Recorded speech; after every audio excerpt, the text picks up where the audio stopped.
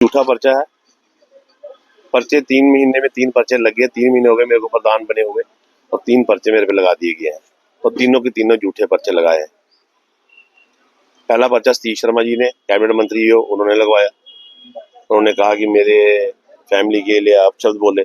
हालांकि सब दुनिया जानती है, पूरा मीडिया, जितने भी मीडिया के लोग हैं वो जानते हैं, पूरे मीडिया ने ये खबर अपने में चलाई थी कि पहले उसने मेरे फादर साहब के लिए अपशब्द बोले थे, तो मैंने उसी का जवाब दिया था।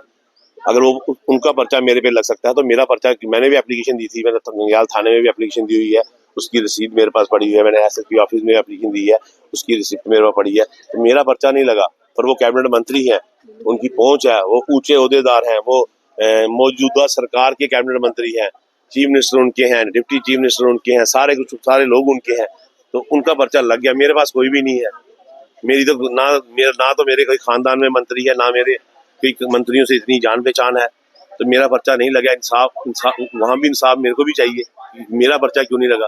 दूसरा पर्चा लगा रेडी फड़ी वालों का, FIR नंबर 35 नवाबाद थाने में लगा कि रेडी फड़ी। मैंने कौन सा रेडी फड़ी, किसी की रेडी फड़ी तोड़ दी, उसको बदतमीजी बोली, कोई अभद्र भाषा का यूज किया, उसका कोई फल फ्रूट नीचे गिरा दिया, या उसको कोई गलत लैंग्वेज बोली। मैंने यही कहा कि डोगरा समाज, जो हमारा डोगरा है, सबसे पहला अधिकार जम्मू कश्मीर में डोगरे का है, पर FIR तो उनपे लगनी चाहिए जिन्होंने डोगरों की रेडियां तोड़ी, आके उनको वहां से भगा दिया। उनकी रेडी तोड़ने का अधिकार तो किसी के पास भी नहीं है।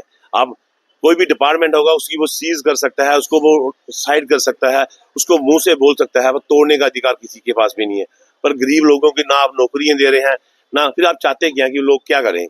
अगर वो रेडी लास्ट काम होता है, रेडी कोई खुशी से रेडी नहीं लगाता, क्योंकि सबसे, जब बंदा हर तरफ से हार जाता है तब जाके वो रेडी लगाने का प्रयास करता है कि चलो रेडी ही लगाऊं, शाम के रोटी का ही मेरा बच्चों का गुजारा चल जाएगा।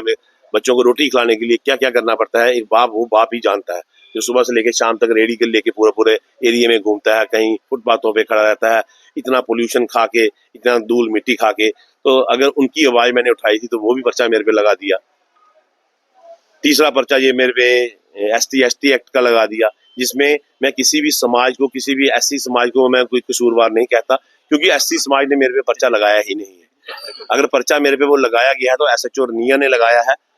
अपनी जो उन्होंने अपने काला कारनामे वहां पे किए थे थाने के अंदर, कि 6 तारीख को करण कुमार का जो मर्डर हुआ था, ये कोई पुलिस इन्वेस्टिगेशन बताएगी कि मर्डर था, कि वो कैसे मौत हुई थी।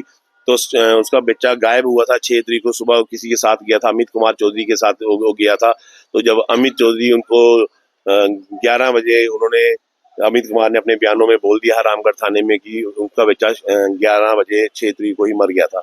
पर जब 7 तारीख को उन्होंने एप्लीकेशन दी अरनिया थाना में, तो उन्होंने बोला कि अमित चौधरी के साथ, तो अमित चौधरी को पुलिस ने फोन किया, वो नहीं आया, कभी बोलता था मैं अखनूर कहीं। तो जब उसके माँ बाप श्यामलाल, करण के माँ बाप श्यामलाल जी और उसकी भाई और उसकी मदर जो थाने से बाहर निकली, तो आगे चौक में वो सिगरेट पी रहा था। उन्होंने पुलिस को फोन करके बताया, जिसको वो कह रहा है अखनूर, वो तो यहाँ पे बैठा दुकान के अंदर सिगरेट पी रहा है। वहां से पुलिस आई, पुलिस मौके पे SHO वहां पे थाने के लिए अंदर लेके गए, और उसी थाने के अंदर उसी अमित चौधरी को टेबल पे बिठा के चाय पिलाई गई। हालांकि उस पर पहले भी कोई केस चल रहे थे, पुलिस उसको उस केस में भी ढूंढ रही थी। तो फिर टेबल पे बैठ के उसको चाय पिलाई गई, बिस्किट। आजकल डिजिटल इंडिया है, हर थाने के अंदर की CCTV फुटेज लगी है, कैमरे लगे हैं। तो वहाँ की जितनी भी हमारी एजेंसी हैं, जितनी भी हमारी CID CBI, जितनी भी हमारी एजेंसी हैं, तो वो अपने अपने तरीके से उस चीज के पीछे पड़े हुए हैं कि क्या हुआ क्या नहीं। उसके बाद शाम को उसको छोड़ दिया जाता है। हालांकि उसको पता है कि कल 11 बजे का वो बंदा वहां पे मरे, लाश पड़ी हुई है। उसने पुलिस को बताना अच्छा नहीं समझा, उसने उनके घर वालों को बताना अच्छा नहीं समझा।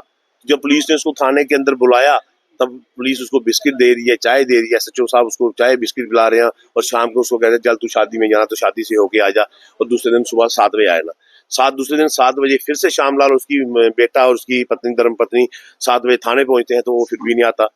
फिर ऐसे ही करते करते जब उसको बताते हैं कि वहां पे, तो फिर वही इंसान आइडेंटिफाई करता है कि वहां पे उसकी लाश पड़ी है। तो जब वहां पे जाते हैं तो उसकी लाश पूरी तरह से खत्म हो चुकी होती है।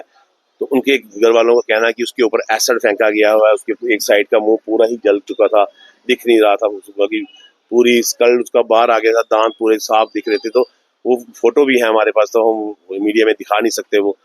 जो जो ये बातें मेरे को नहीं पता, ये सारी पुलिस की इन्वेस्टिगेशन की कुछ बातें हमें थाने से पता लगी, कुछ बातें उसके जो माँ बाप थे, उसके माँ बाप चाहते क्या थे, दो ही तो बातें चाहते थे कि हमारा बच्चा तो हमें वापस नहीं मिलेगा, हमें चाहिए इंसाफ कि हमारे बच्चे को मारा किस किसने, हम उसको सजा दिला पाए और किस वजह से मारा, रीजन क्या रहा मारने का, क्यों ऐसी क्या नौबत आ गई कि ये बच्चे को मारना पड़ा।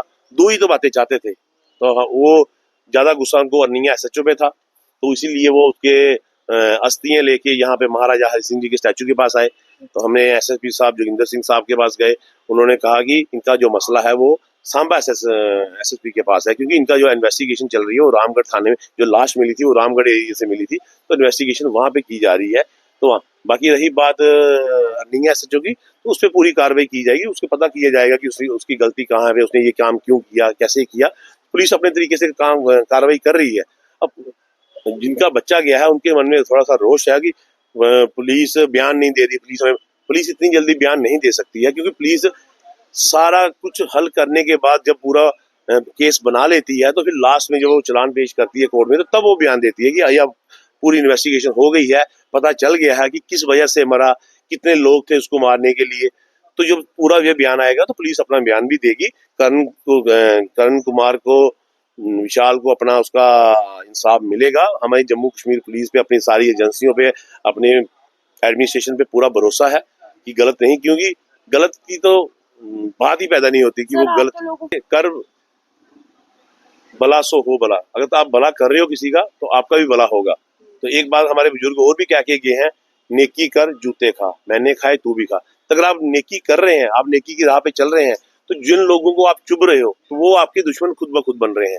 क्योंकि ये एक लाइन ही, कई लोगों को लगता है कि मैं लीडर बनने के लिए आया हूँ, कई लोगों को लगता है कि मैं एमएलए। अगर मेरे मन में लीडर बनने की होती तो मैं दिमाग से इतना पैदल नहीं हूँ कि मैं कठुआ जाता, मैं बनी जाता। मैंने एमएलए एक कॉन्स्टिट्यूंसी का बनना था कि पूरे जम्मू का एमएलए बन जाना था, पूरे जम्मू प्रोविंस का एमएलए बन जाना था।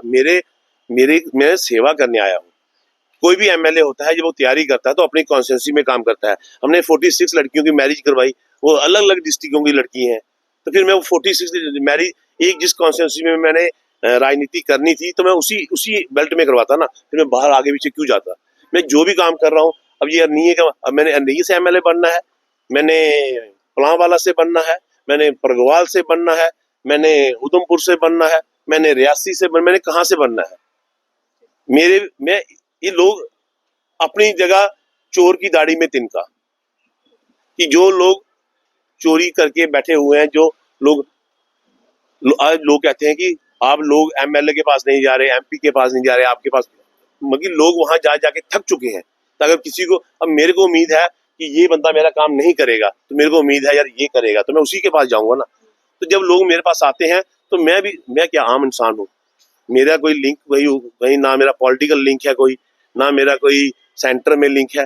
हाँ, इतना सा पता है कि रास्ता क्या होता है, जिसका जो काम है इसको, तो मैं उसके डिपार्टमेंट के किसी ऑफिसर के पास जाता हूँ, सर इसकी ये जायज मांग है, इसकी ये पूरी कर दी जाए। तो शायद मेरे कहने से कोई थोड़े बहुत काम हो जाते हैं, तो जो हो जाते हैं तो जितना सा मैं कर पाता हूँ मैं उतना करने की कोशिश कर रहा हूँ। सुबह से लेकर शाम तक 2 साल का टाइम मेरे को युवा राज्यसभा का प्रधान बनने का मिला था, तो मैं 24/7 काम करूंगा जितना मेरे से हो सका। मैं रात को 12-1 बजे तक घर जाता हूँ, सुबह मैं 7 बजे फिर से उठ के रेडी होकर फिर से मार्केट में, मैं 2 साल